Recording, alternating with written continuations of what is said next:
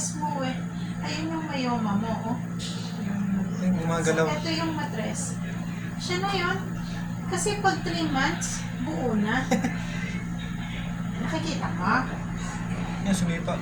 Oo. Ito na yung ulo. Ito yung katawan. Ayun yung heartbeat. Ito yung kamay. Ayun. Ito yung tubig. Ito yung mayoma. So, siya ay buo na. Kasi 3 months na tayo.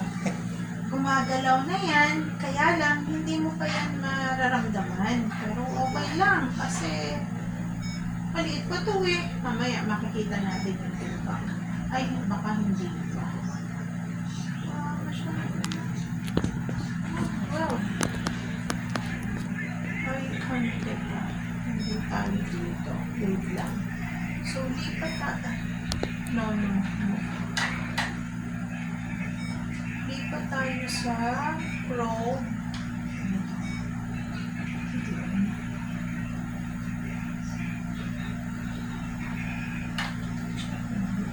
Ito yung ulo, yung bilog o oblong na